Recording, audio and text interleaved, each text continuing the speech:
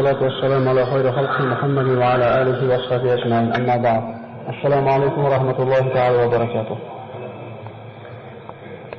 Birodarlar, shu derazalarni hammasini ochib qo'ysak, havo kirishiga bir yaxshi sharoit bo'ladi. Agar eshiklarni ochib qo'ysak, kun isib qoldi.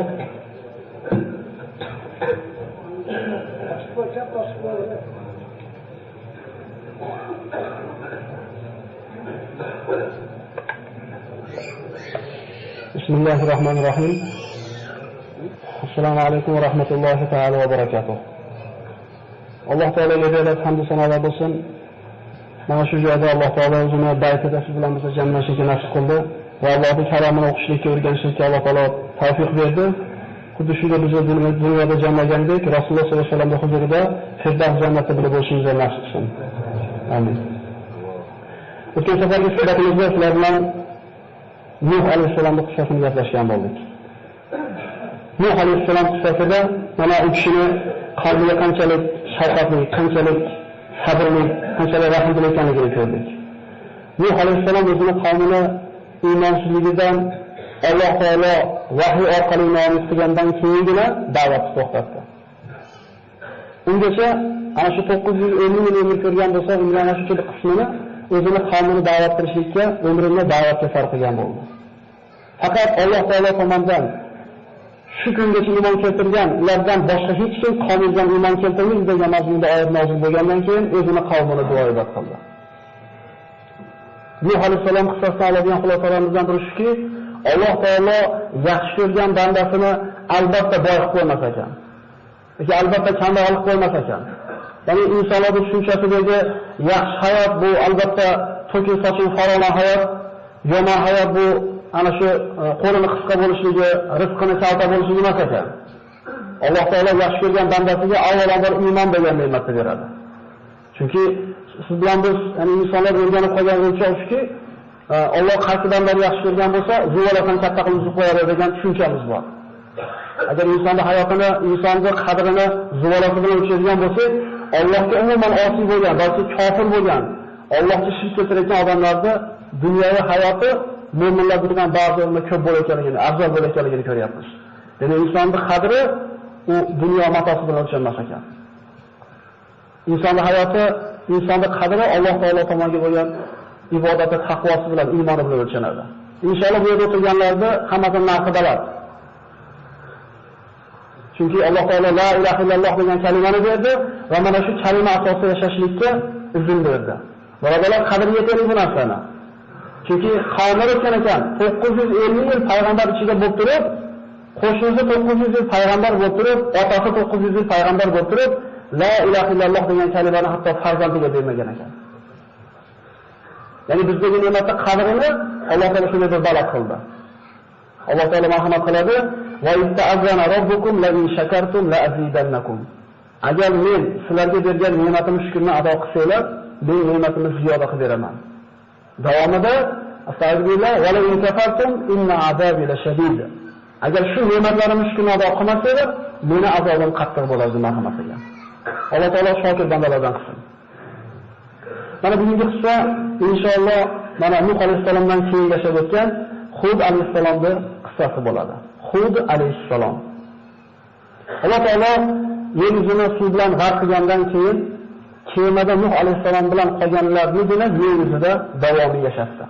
Va aytdik, ana shu kemaga eng oz rivoyatlarda 10 ta odam Nuh alayhisalom iymon keltirdi, ko'pida 80 ta odam deyiladi. Qaysinisi to'g'ri bo'lgan holida ham Alloh taolo faqat kemaga chiqqanlardan Nuh alayhisalomning zurriyotini ko'payishligini iroda qildi. Alloh taolo Qur'onda marhamat qildi: "Va ja'alna zurriyatahum humul baqin." Faja'alna zurriyatahum humul baqin. Biz uning ana shu Nuhning zurriyatini boqiylardan qildik. Shuning uchun insoniyatning ikkinchi otasi Nuh alayhisalom deb aytiladi. Nuh alayhisalomning mana 3 o'g'li bo'lgan dedik: Som, Ham va Yafish. Mana bu qancha qismlarga bo'lganda arablar va Banu Isroil Som zurriyatidan va hokazo. Ana shu Somni Nuh alayhisalomning 3 ta farzandidan bittasi bo'lgan Somni zurriyatidan Hud alayhisalom mana dunyoga keldi. Hud alayhisalomning bir shajarasiga qaraydigan bo'lsak, quyidagicha bo'ladi. Hud ibn Abdullah ibn Rabah ibn al-Jarud ibn al-Ad ibn Aws ibn Iram ibn Som ibn Nuh. Ya'ni Nuh alayhissalom Hud alayhissalomning 7-bobosi bo'lyapti. Ana bu insonlardan shu millionlar 800-700 yil yashagani hisobga oladigan bo'lsak, o'rtada allaqancha vaqt o'tgan bo'ladi. Mana Nuh alayhissalomning qavmi Od qavmi deb mana Qur'onda zikr qilindi. Od qavmi mana yuqorida sajrasiga qaraydigan bo'lsak, Jarud ibn Od ibn Aws ibn Iram. Hud alayhissalomning qavmi Od qavmi ham deyiladi va Irom ham deyiladi. Irom zatul aymad deydi Alloh taolo. Od qavmi Ahqof degan joyda yashagan. Shuning uchun Qur'onda ana shunday bir sura kalimaning nomi Ahqof deb nomlanadi. Ahqof degan so'zning ma'nosi qumdan iborat tepali, ya'ni qum tepali degan ma'noda. Bu Od qavmi yashagan, maskan tutgan joy hozirgi kundagi Yamanda Ommon va Hadramat oralaridagi dengizga tutashgan joy, ya'ni Shihr deb nomlanadi. Astagfirullah va zikr axa adi iz anzara qawmahu bil ahqaf. Mana shu Qur'onda Od qavmining birodarini eslanglar, albatta o'zini qavmini ana shu ahqofda ogohlantirgan edi. Od qavmi. Astagfirullah alam tara kayfa fa'ala rabbuka bi'ad irama zatil imad allati lam yukhlaq mithluha fil bilad deydi Alloh taolo. Ya'ni ulardek qavm qaytib yaralmadi deydi.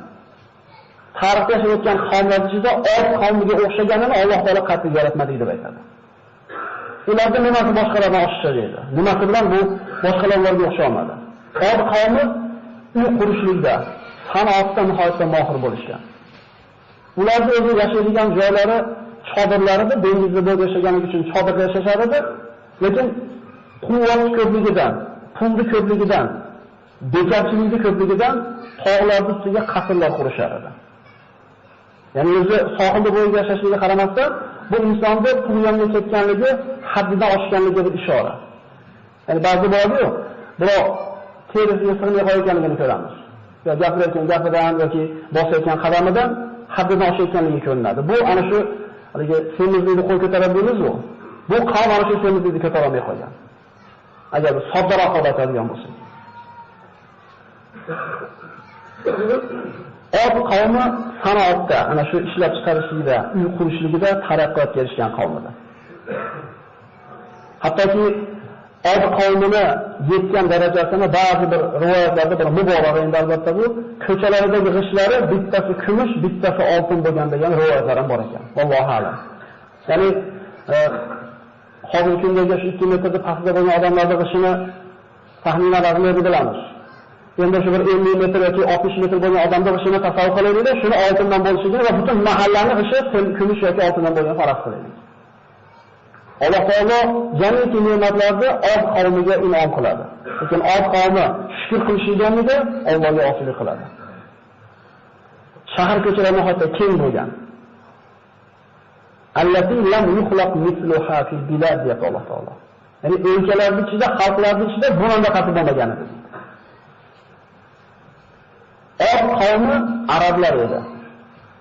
Od qavmi arab bo'lgan. Va Hud alayhissalomning ham millati arab bo'lgan. Arab tilida gapirishgan. Rasululloh sollallohu alayhi vasallam mana sahih hadislarda Abu Zar G'iforiga aytadi: "Minhum arba min al-arab.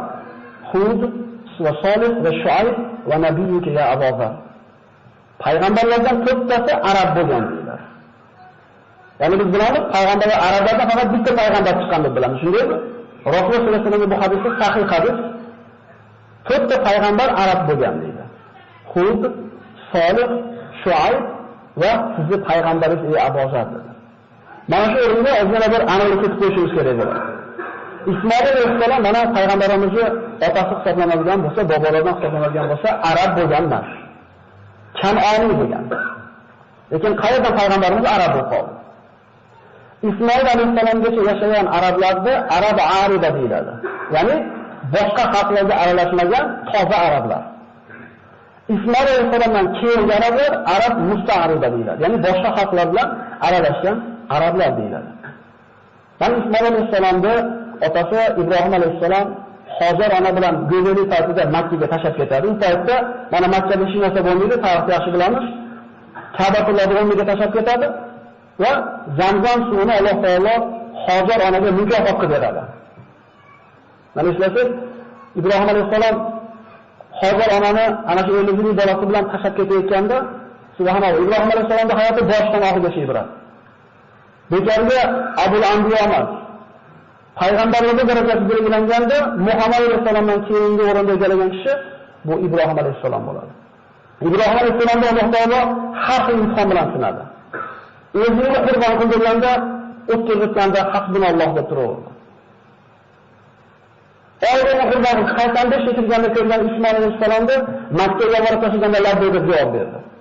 85 yetilganda ko'rgan bolasini. U 3 ta qizdan keyin bitta o'g'il yoki 4 ta o'g'ildan keyin bitta qiz emas. Ana shu o'g'lini so'y deganda ham labbayk deb javob berdi. Va Ibrohim allazi vaffa dedi Alloh taolo. Bu vafo qilgan Ibrohim edi deydi. Alloh qanaqa imtihon bergan bo'lsa, Ibrohim alayhisalom labbayk deb ijobat qildi. Inna hada lahu al-bala'ul mubin dedi oxirgi imtihonida. Bizni boshimizga har xil imtihon kelsa, boshimizga bir balo kelib qoldi, qiyinchilik kelib qoldi deb turib, o'zimizni o'lchayimiz bilan katta musibat keldi deb o'ylaymiz. Lekin Ibrohim alayhisalomning o'g'lining so'ygan degan buyrug'ini Alloh taolo aytdi, bu ochiq balo edi deb Alloh aytgan baloligini. Lekin shu imtihondan o'tgan. Ana shu o'g'lini Makkaga tashlab ketganda onasi bilan mana Zamzam suvini Alloh taolo ularga mukofot qilib berdi. Eslaylik, Ibrohim alayhisalom o'g'lini xotini bilan tashlab ketayotganda Hojar ona orqasidan osilib oldi. Ibrohim tashlab ketasizmi bu yerga dedi. Erini payg'ambarligini yaxshi bilar edi. Indamasa Ibrohim alayhisalom ketaverdi. Tashlab ketasizmi? 2 marta so'radi, 3-marta so'raganda, "Yo, Allohning buyrug'imi bu?" Hojar ona shunday so'raganda, Ibrohim halilloh ha, Allohning buyrug'i dedi. Shu o'rinda Hojar ona erkaklarga ham ibrat beradigan so'zni aytadi. Unda biz qoldik deydi. Izan lam yuzayyan Alloh. Alloh bizni zoya qilib, endi sharqqa qaytib ketadi. Payg'ambarda buni ayolan shunga loyiq. Mukofot qilib Alloh nima qildi? Zamzam suvini berdi. Ana shu Zamzam suvini o'tirganda mana Ismoil alayhisalomning arablarga aralashishning tarixi, arablarning asl vatani Yaman hisoblanadi. Yaman. Yamanda ana shu katta suv to'g'oni buzilib ketib, suv yo'q bo'lib qolganligi sababli bir qancha arab qabilalari Arab jazirasi bo'ylab suv qidirib yuradi.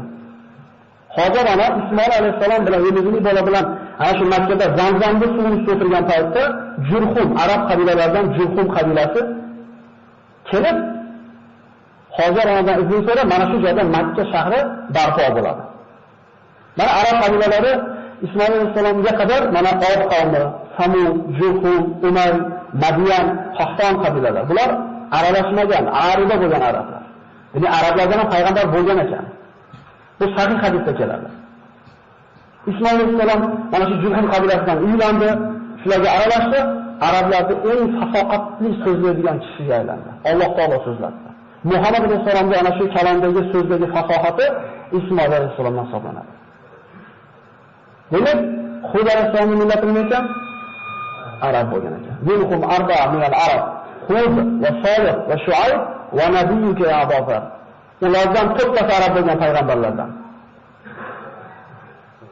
Hud, Solih, Shuayb alayhisalom Musa alayhisalomga qaynota bo'lgan. Uni yerga gaplashamiz buni inshaalloh.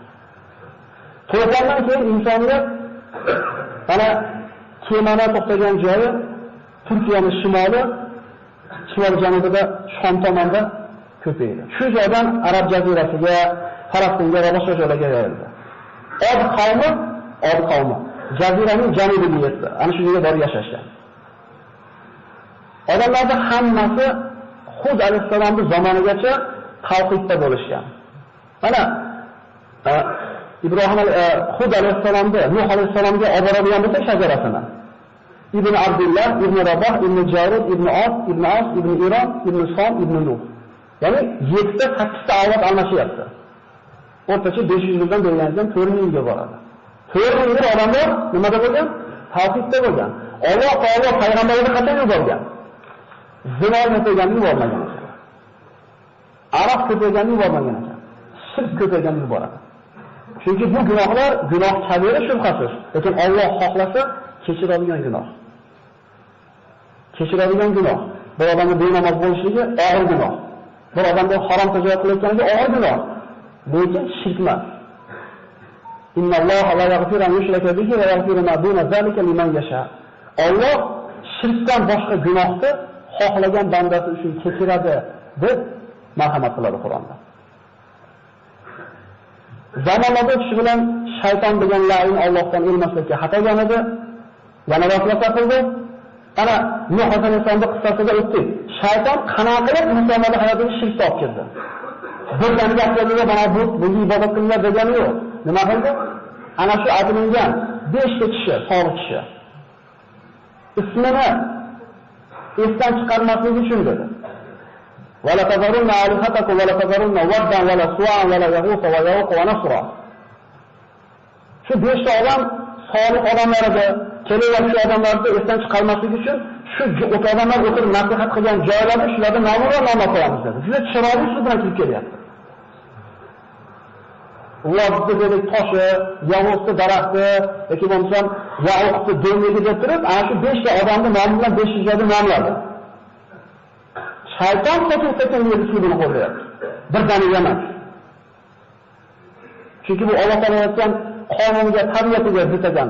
Bir narsani birdaniga bir tomonga burib yuborish. Sekin-sekin bo'lar ekan. Hatto shayton buzishni sekin-sekin qilgan. Ana shu 5 kishilar kimligini bilgan qavm tiriyada ibodat qilishmoq ularga. Ana shu joylarda sayr o'tkazishdi, ularning gaplarini eslashdi. Endi ana shu 5 ta kishini tanigan qavm o'lib ketgandan keyingi kelgan qavm ilmdan bexabar qoldi, keyin shayton kirib keldi. Bilasizlarmi? Ota-bobolarlar bu yerda nimaga sayr qilib, nimaga qo'y so'yib, nimaga to'planishardi. Ular mana shu toshga yoki daraxtga yoki do'nglikka sig'inardi dedi. Xulosalari birodarlar, shayton buzishlikda sekin-sekin ketyapti. Hadisda inna hada dina matin ta'awulki din. Bu din dedi Rasululloh sollallohu alayhi vasallam. Sahih hadis. Mustahkam og'ir din. Sekinlik bilan kirib keldilar bunga deydi. Innal munbatta ma ardan qata va la zahran abqa. Zero oqda tinimsiz shoptirayotgan chavandoz tezroq yetyapti, na manziliga yetadi, na oqda qoladi.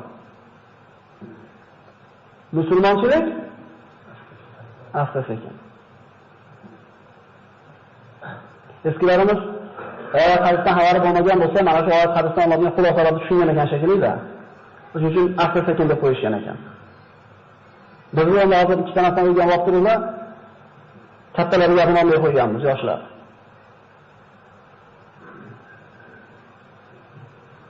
Nuh alayhisolamdan keyin butlarga ibodat qilgan mana shu qavm Od qavmi bo'ldi. Alloh taolo bu Od qavmiga ana shunchalik bir taraqqiyotdan tashqari ulkan jismlarni bergan edi. Bo'ylari uzun bo'lgan, badanlari oq bo'lgan, baquvvat bo'lgan. Biz Od qavmi haqida gapiryapmizda, biz Odam alayhisolamni eslashimiz kerak. Bo'yi qanaqa edi? Ma'vana zalal xalqu yanqusu min zurriyati Rasululloh. Ana shu Odam alayhisolam bo'yini 60 metr yaratdimi? Ana shu kundan boshlab Rasululloh insoniyat kichayib boradi dedi. Bari 20 metr kichayganda ham 40 metrli odam bo'lyapti ular. Jismiga metrlar berib qo'ydik. Bir odamning bilagida shunday ko'proq quvvat paydo bo'lsa, o'zini tuta olmay qolyapti. Shundagida tutursan bo'lib qolsa, o'zini bilmay qolyapti. Mana bu qonni havodan xabar olaylik. Bizdan necha metr bo'yida baland bo'lgan, bizdan dunyoda qancha ko'p bo'lgan, lekin Allohga bergan ne'matiga shukr qilmaganda oqibati nima bo'lganligini ko'rishimiz kerak. Shunday boshqa qo'shiqlar bo'ladi.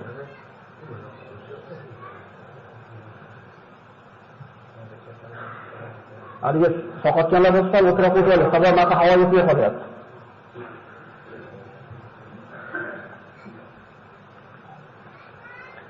Subhanalloh, bu insonni tabiatini ko'ringki, bozorda, guzarda o'tirib olamiz. Ozgina sabr qilaylik, chunki Allohga yo'lda o'tiribmiz inshaalloh.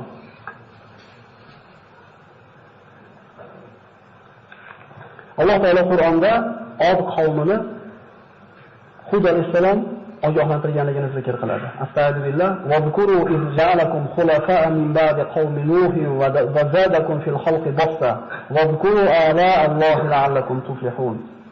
Bu Hud alayhisalom o'zining qavmiga aytadi. Eslanglar, Alloh sizlarni Od qavmini Nuh qavmidan keyin, Nuhdan keyin yer yuziga hukmron qilgan edi. va sizlarni jisminglarni katta qilgani, sizlarni baquvvat qilganida.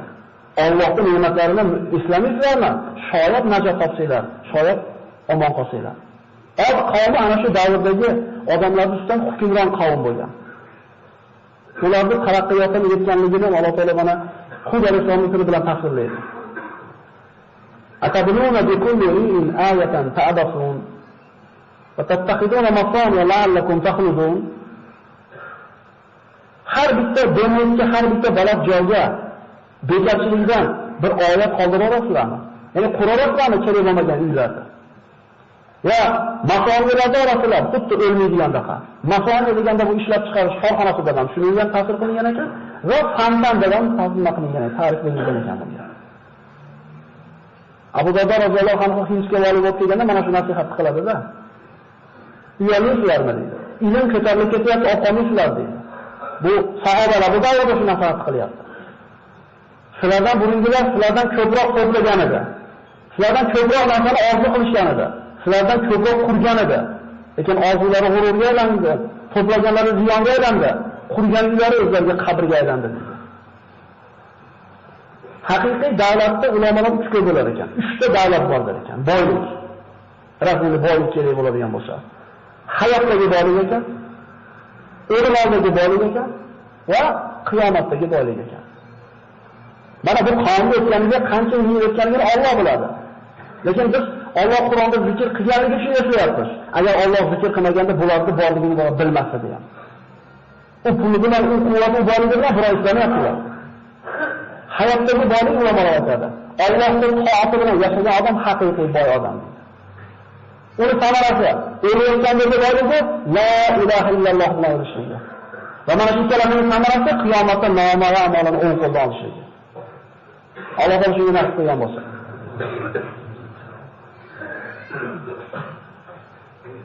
Va idza batashtum jabbarin. Biror qavm bilan bir urush olib borishsa yoki biror qavmda bir o'zini bir hukmini buzadigan bo'lsa, ularga rahim shafqat qilishmas edi. Chunki ularga bas keladigan qavm o'zi yo'q yer yuzida. Shunaqa zo'ravon xalqlar bo'lgan ekan tarixda. Zo'ravon xalqlar bo'lgan ekan. Ya'ni hozir emas ekan. Ularda oxiratning bo'lganligini ko'raylik. Fattaqullaha wa ati'un wattaqullazi amaddakum bima ta'malun amaddakum bi an'amin wa banin wa jannatin wa 'uyun. Xudo alayhisalom qavmga yalanyapti. Ey qavm, sizlar Allohdan qo'rqib itoat qilinglar. Sizlarni ko'rib turgan narsalardan quvvatlantirgan Allohdan taqvo qilinglar. Nima bilan quvvatlantirganida? Ne'matlar bilan, farzandlar bilan, bog'roqlar bilan, buloqlar bilan. Shuncha narsani olib Allohga shukr qilmaysizlarmi deydi. Har bitta payg'ambar cho'pon bo'lgan ekan. Rasululloh sollallohu alayhi vasallam keladi, payg'ambar bo'lmagan, magar cho'ponlik qilgan deydi. Hikmat shuki, qo'y boqqan odamda umuman ana shu jonivor bilan muomala qilgan odamda rahim shafqat degan sifat foydalanar ekan. Qo'y boqqanga o'tib ketmaysiz, og'izni qiynalmayotsa tashlab ketmaysiz, rahim shafqati bor odam payg'ambar qolaydi. Payg'ambarlarga cho'pon bo'lishning hikmati deb ulamolar. Ana shu maxluqotlarga keyincha rahim shafqat qilishlik kerak bu payg'ambarlar. Shuning uchun uyimizda bir ozgina bir jonivorni bo'lishligi, bolalarimizga rahim shafqat degan sifatni tarbiya qilishimizga ko'maklashadigan vosita hisoblanadi. Ne'mat, taraqqiyotda barcha sabablar ularga berilgan edi. Suv, bog'roq, farzandlar, mol-mulk, kuch-quvvat, jism, korxonalar. Ya'ni bir inson bolasi olishi mumkin bo'lgan, bir xalq ega bo'lishi mumkin bo'lgan hamma ne'mat bo'lgan ularda. Mana shuncha ne'matni shukrini ado qilishlikning o'rniga bu qavm Allohga hamd aytmadi.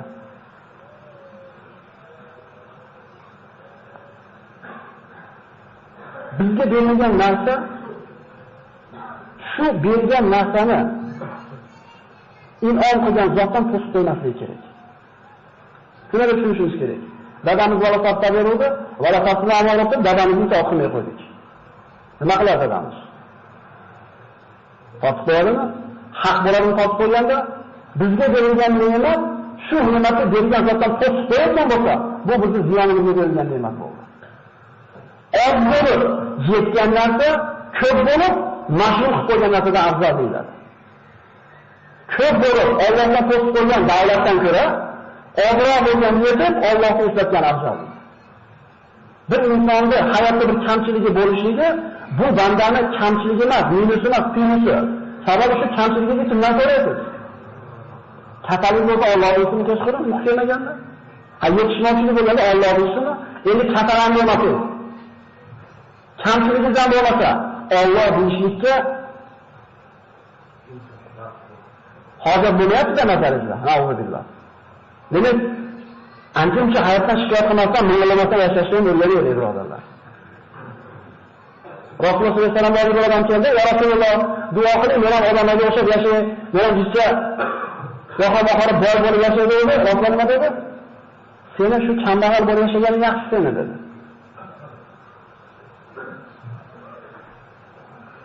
Chunki boyib ketsa ko'tara olmasligi mumkin.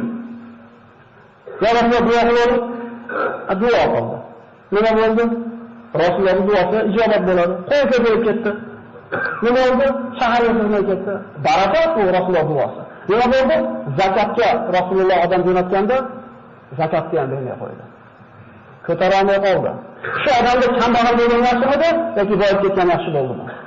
Hatto Rasululloh sollallohu alayhi vasallamdan keyin Hazrat Abu Bakr va Umarlar ham Rasululloh olmagan zakatni olmaymiz deb zakatini atib ham olmagan. Savol: qani shu odam? Hozir qani shu qo'ylari? Va sabr qilib rozi bo'lib yashagan dedi odam ham qani? Ibrat olaylik. Demak, insonning qaysi hayoti holati yaxshi? Hamma zo'r bo'lgan yaxshimi yoki kamchiligi bo'lgan yaxshimi degan savol bo'lsa, javob shunaqa ekanki, Alloh ko'rsatgan bo'lsa, sizga kambag'alligingiz yaxshi. Yo'q, agar sizni qo'lingizda bir davlat bo'lishiga Alloh eslatib, kambag'allik Allohdan to'sib qo'ysa, shun bo'lishi yaxshi. Hadis qilishga keladi. Bandalarim bor deydi Alloh. Sog'likdan eslaydi, kasallikdan eslamay qo'yadi. Emasmi? Bandalarim bor, boylikdan meni eslaydi, kambag'allikdan eslaydi. Va aksi. Biz birovimiz, ana shu to'plamada qatnashimiz. Lekin bitta narsani aniq bilamizki, Allohga qo'yapmizmi shukurimizda? Besh namoz ibodatda turibmizmi? Haromdan chiqyapmizmi? degan eng shirin hayot ekan. Lekin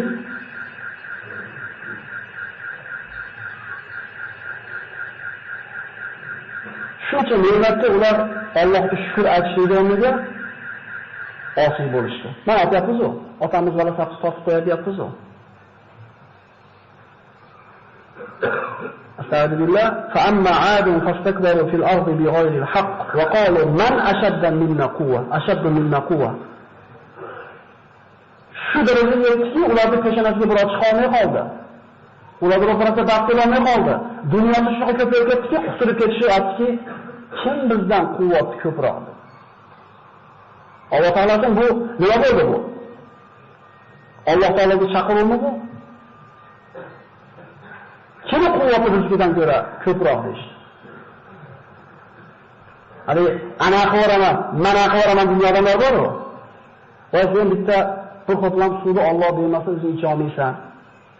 Uxlaganingdan keyin uyg'ona olmaysan Alloh bermasa. Sen shu bir zaif bandasan. Lekin da'vo qilasan.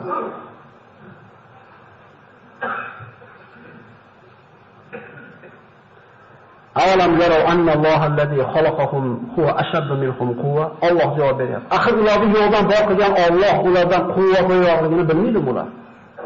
Har bitta odamda u ilmdor bo'lsin, xoh u boy bo'lsin, xoh u polvon bo'lsin, amaldor bo'lsin, undan ko'ra balandroq bir zot borligi esdan chiqib qolsa, uni tug'yonga ketar ekan. Albatta nima bo'lish kerak ekan? Patolog bo'lish kerak ekan ustida. Ustida o'zidan ko'ra ulug'roq bir zotni ko'rish kerak ekan inson. Pastdagilar chapga chalaverganda, u to'ydagilar oyog'idan suzib ketib qoladi. Fir'avn qilgan o'zini qavmi hisoblanadi birodarlar. Chunki nima desa xuddi deyishgan, nima desa xuddi oxirida dedi, ana robbukumul a'la. Men sizlarga oliy xudoylarman, ilohiylarman deb bordi. O'sha uchun bir akamiz boyroq yoki bir otamiz haddidan oshib tug'ilgan ekan bo'lsa, ana shu farzandlari, ukalari nima qilayotgan bo'ladi unga? G'o'zatay tashlayotgan bo'ladi tandiriga. Allohga kofir bo'lgandan keyin Alloh Hud alayhisalomni yubordi va ne'mat ziyoda bo'lgan sari qavm kofir bo'laverdi. Alloh taolo Qur'onda mana marhamat qiladi. Astagfirullah. Va ila adin akhahum huda qala ya qawmi abudulloha ma lakum min ilahin g'ayruh. Od qavmiga o'zini birodari Hudni yubordik. U aytdi: "Ey qavm, Allohga ibodat qilinglar. Sizlar uchun undan boshqa iloh yo'q. Afala tattaqun. Qo'rqingizlarmi Allohdan?" Va qala al-mala'u alladhina kafaru min qawmihi inna lanaraka fi safahati va inna lanazunnuka min al-kazibin. Qavmni malolari, ya'ni qavmni to'g'lari, qavmni qursog'i zo'rlab kattazilganlari malolari aytishdiki, biz seni ahmoqligingni ko'ryapmiz. Biz seni ahmoq deb o'ylaymiz va seni kazzoblardan deb gumon qilamiz. Hud alayhisalom javob berdilarga: "Qala ya qawm, laysa li safaha, walakinni rasulun min robbil alamin." Ey qavm, men ahmoq emasman. Men sizlarga Alloh yuborgan payg'ambaraman. Ubayyukum risolati robbi va ana lakum nasihun amin. Parvardigorim risolatni yetkazib qo'yibman xolos sizlarga. Va men sizlarga ishonchli nasihat qiluvchiman. Awajibtum an ja'akum dhikrun min robbikum ala rajulin minkum yunzirakum. O'zingizlarning ichingizdan bir odamni sizlarni ogohlantirish uchun Alloh yuborganidan ajabansizlarmi? Wazkuru iz ja'alakum khulafa'a min ba'di qawmi Nuh wa zadakum fil halqi basta. Islamislarni Nuh qavmidan keyin sizlarni yeringizga hukmron qilmadimi va jismlarni bir ulkan qilmadimi? Allohning ne'matlarini eslanglar, shoyat nazar solsanglar. Alloh ularga bergan ne'matlarini eslab, lekin qavm osiylikda davom etaverdi.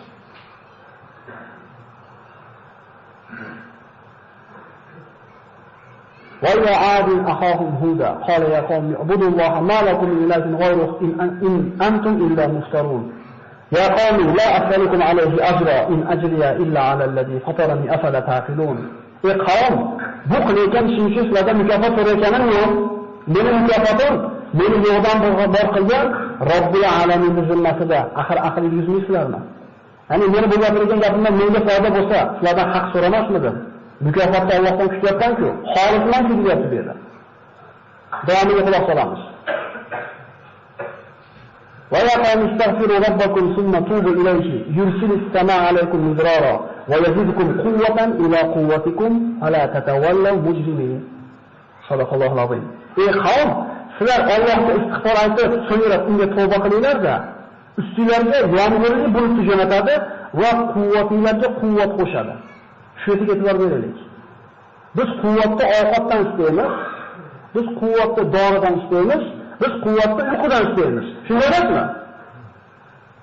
Biz uchun quvvatni boshqa manbasi yo'q. Yedish yurganda yurish xohlaymiz. Chunki ko'proq yaxshiroq ishlaysan. Ko'proq baquvvat bo'lasan. Alloh taolo o'rgatyapti quvvatni manbasi qadaligini. Taqvo qilinglar, quvvatingizlarga nima qiladi? Eskilarni ko'targan ketmonni ko'tarishlaymiz biz. Ular baquvvat bo'lgan ekan. Sabab bizga o'sha bir mehr bermagan ekan. Allohdan qo'rqib yashagan ekan. Eslaydi ota-bobolarimiz. Allohga bergan joyga rozi bo'lgan ular. Birovga dardini aytmagan aytgan shikoyat qilib. Ibodatni beshar qilgan, ana shu dinga qattiq qilgan dardan ibodat qilgan, nima qo'yadi? Ro'zada bir yegan ish narsa yo'q, ketmonni arada sudini berib og'zini ochib qo'yib ketavergan deydi. Aqling bovar qilmaydi. Bizning aqlimiz bovar qilmaydi. Alloh aytdi ular nimaga baquvvat bo'lganligini. Nima sabab bo'lyapti? Hozirgi yoshlar avvalgilarda emas. Hozirgilar zaif, avvalgilar o'zi insonni kichikitish haq ekan. Endi Allohdan uzoqlashdan ko'ra Allohdan quvvati. Ali roziyallohu anhu ana shu qasrni qalqon ibnatin davrni sug'urib qalqon qo'ygan bo'lsa hayron bo'lmaslik kerak ekan. Chunki ularda hayot taqvo bo'lganda.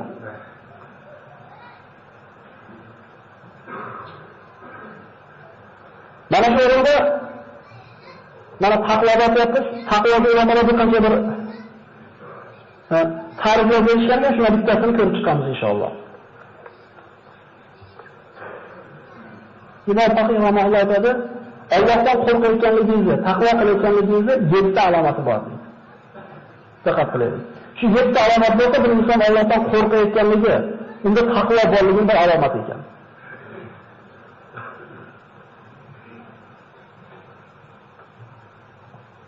Birinchisi, insonning tilida bilinadi taqvo. Tilini kizdan, g'iybatdan, oshchi so'zlardan tiyayotgan bo'lsa, tilini Allohning zikri bilan ovora qilayotgan bo'lsa, taqvoning 7dan biri bo'lyapti bu. Tilni tiygan bo'lsa.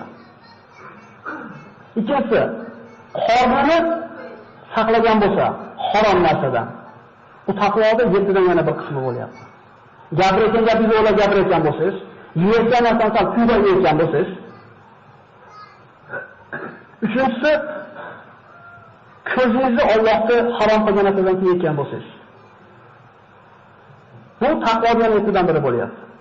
To'rtinchisi, qo'lini ishida Allohdan qo'rqadigan bo'lsa, haromga uzatmasdan halolga uzatayotgan bo'lsa. Ehtimol bu o'tirganlarda 7 oyam bordir. Shu yerda gumon qilamiz. Ehtimol ba'zisi bor, ba'zisi yo'q. Agar yo'q bo'lsa, harakat qilaylik bor qilishga. Namoz o'qib qolganingizdan keyin tilingiz og'zini elanib qoladi qing'ir gaplardan. Bu ana Alloh taolo bizga bergan mehribonlik hisoblanadi.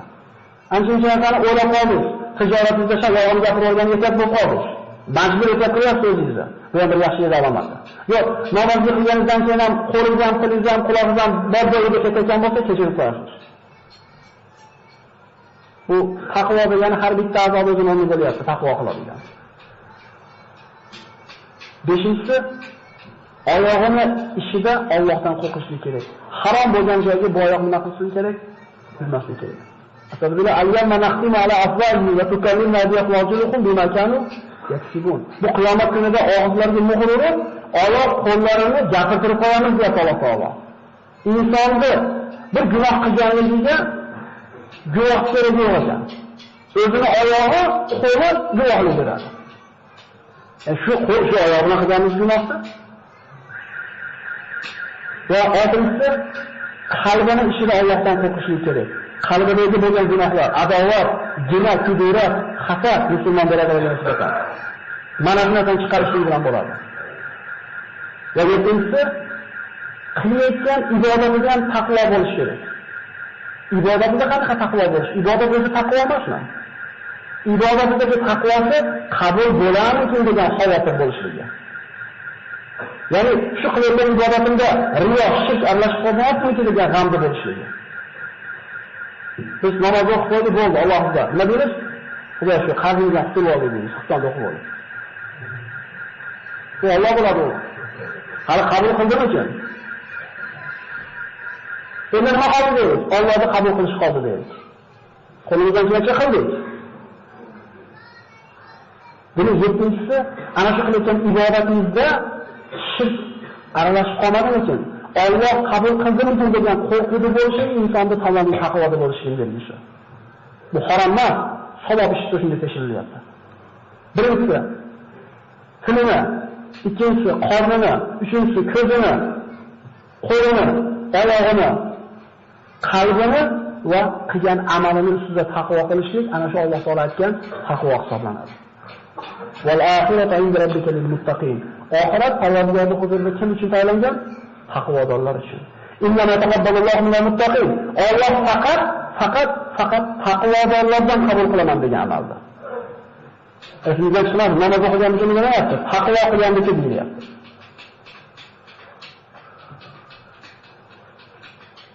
Xudo alayhisalom qavmini da'vat qildi, lekin qavm osiy bo'ldi. Va aytdiki, seni bizni olihalarimizni so'kkanligi uchun ba'zi olihalarimiz seni yomonligi bilan qo'lini tegizib qo'ydi. Shunda Xudo alayhisalom aytdi, guvoh bo'linglar. Va men ham guvohman, Alloh guvoh, men sizlarga qilayotgan shirklardan pokman dedi. وقال الملأ من قومه الذين كفروا وكذبوا بلقاء الآخرة أترفناهم في الحياة الدنيا ما هذا إلا بشر مثلكم يأكل مما تأكلون منه ويشرب مما تشربون. O'zini qavmini, malolari, shunday kishilarga kofir bo'lishudi, osiy bo'lishudi, yolg'onchi qilishudi oxirat kunida. Ikkinchi bo'lib, hayotda dunyoda atrofnahum deyapti. Ne'matlantirib qo'ygandik ular deydi. Qonni qursog'ini to'g'ri qilib qo'ygandik. Bu xuddi bizga o'xshagan odam. Bizga aytgan narsani yeyapti, bizga aytgan narsani yeyapti.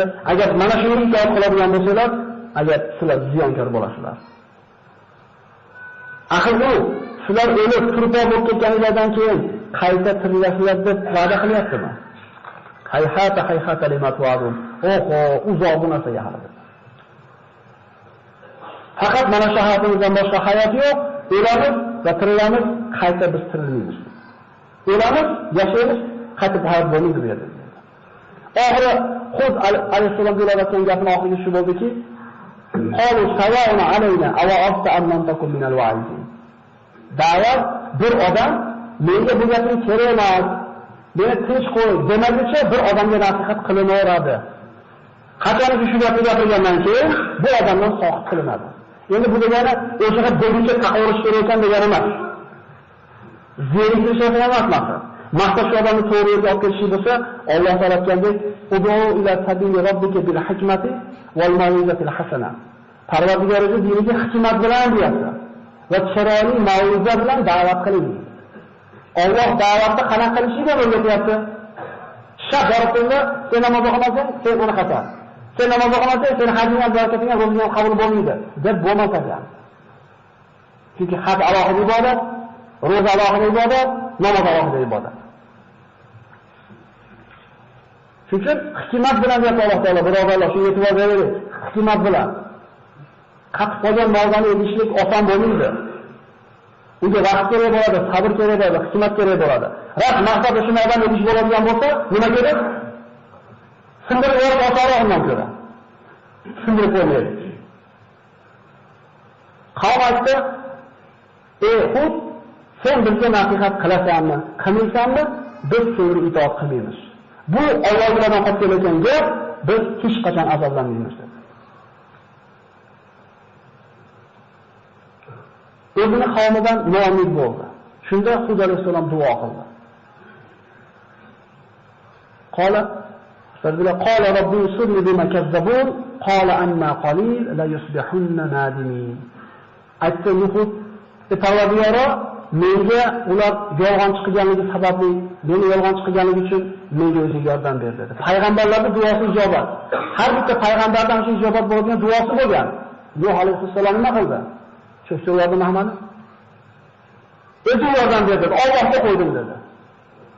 Alloh taolo aytdi, "Amma qalil." Ozgina muhlat bor, nadomat chekuvchilardan bo'lib qoladi.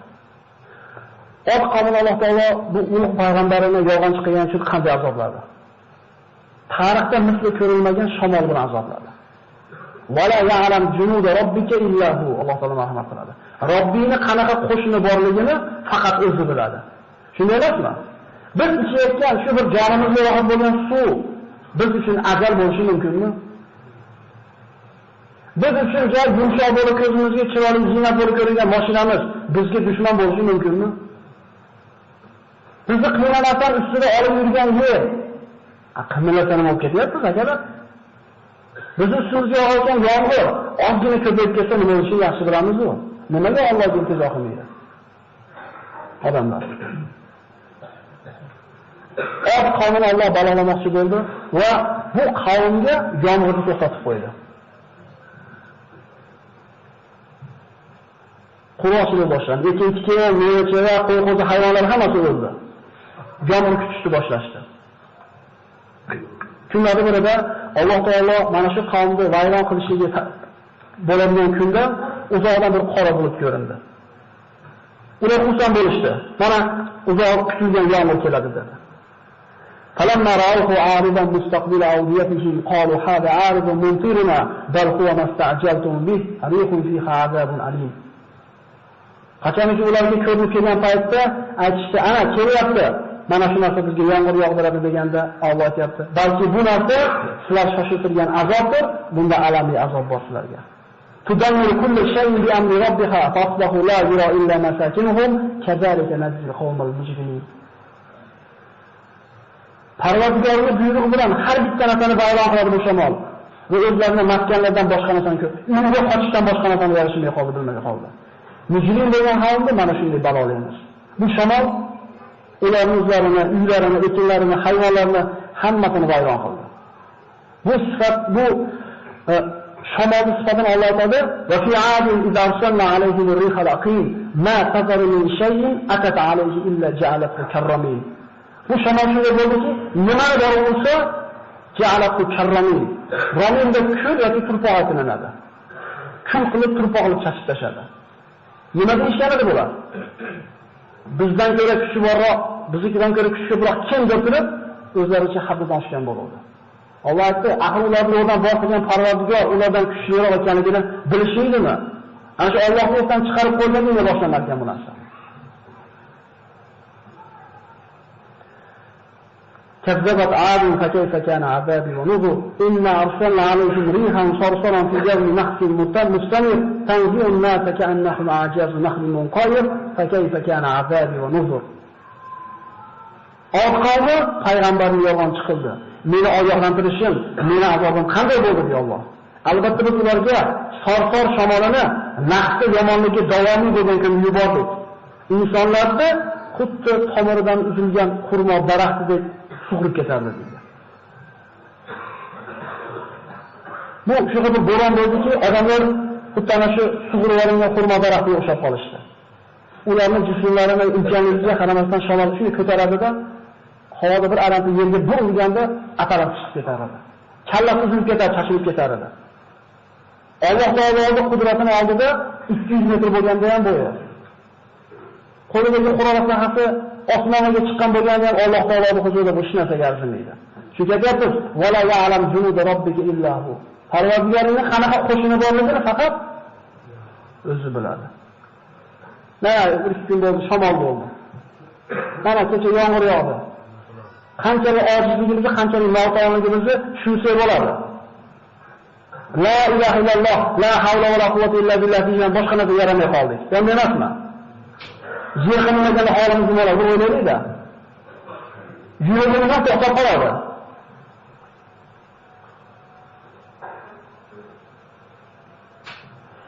وأما عاد فأهلكوا بريح صرصر عاتية سخرها عليهم 7 ليال و8 أيام حصوما فترى القوم فيها صرعى كأنهم أعجاز نخل خاوية فهل ترى لهم من باقية. Haqqa surasi aytadi. Bu shamol 1 soat bo'lmadi, 2 soat bo'lmadi. 7 layali va 8 ayyam, 7 kecha 8 kunduz o'tdi bu shamol. Kechagina bo'yida kechagina qattiq 2 soat yoqsa nima bo'lardi? Bir hafta yoqsa nima bo'lardi? Bu shamol birodarlar. Odamni ko'tarib yerga urganda, uylarni qo'rqitib tashlagan shamol 7 kecha 8 kunduz esdi. Fahal taralahum min baqiya deb aytadi. Biror narsa oldimi ulardan dedi. Ya'ni bir qiziqarli joyi shuki, shu balo kelgan paytda Hud alayhissalom va mu'minlar bir uyda o'tirishgan edi. Shamol uyini pachaqladi, bu uyini pachaqladi, Hud alayhissalomga tegani yo'q. Ya'ni Alloh taoloning buyrug'i bilan buzgan edi bu shamol. Bu gap qotib ketgani yo'q. Hudni u bilan birga bo'lgan kimsalarni biz o'zimizga rahmatimiz bilan qutqarib qoldik va yolg'onchi bo'lgan, biz oyatlarimizni inkor qilganlarda oxirini kesdi Alloh taolo. Mana allati lam yuxlaq misluha fil bilad ya Alloh taolo. O'lkalarning ichida, xalqlar ichida bunaqa qaytib yaralmadi deyapti Alloh taolo. Mana shuni yo'q qilib tashladi. Oz qonidan keyin ulamolar aytadi, bunaqa qilgan jismli odamlar yaralmagan ekan, kichish, tezlashib ketgan ekan. Xulosa olaylik. Alloh taolo ne'matni beraverar ekan. Shukr qilsa ziyoda qilaman der ekan, inson haddidan oshgan paytda Alloh taolo shunday balosini azobini berib qo'yadi. Bizda ne'mat bormi? Bor. Biz shukr qilyapmizmi? Shukr qilishligimiz ham birodarlar, Alloh tavfiq bersa bo'ladi. Shukr qilishlikni ham Alloh loyiq qilgan banda qilaveradi bu narsa. Men tilim bilan aytgani bo'ldi emas. Allohdan shukr qiladigan bandalardan qilishni so'radik. Payg'ambarlar so'ragan, meni shokir bandalaringdan qilgin deb. Alloh taolo ne'matini shukr qilganlardan qilgan bo'lsin. Oz qavmning xosi shu bo'ldi. Mo'minlar mana shu vayron bo'lgan xalqdan keyin shu yerda bir muddat yashashdi. Hud alayhissalom vafot etdi va Hadramotga ko'mildi. Tarixda shunday xalqlar bo'lgan ekan.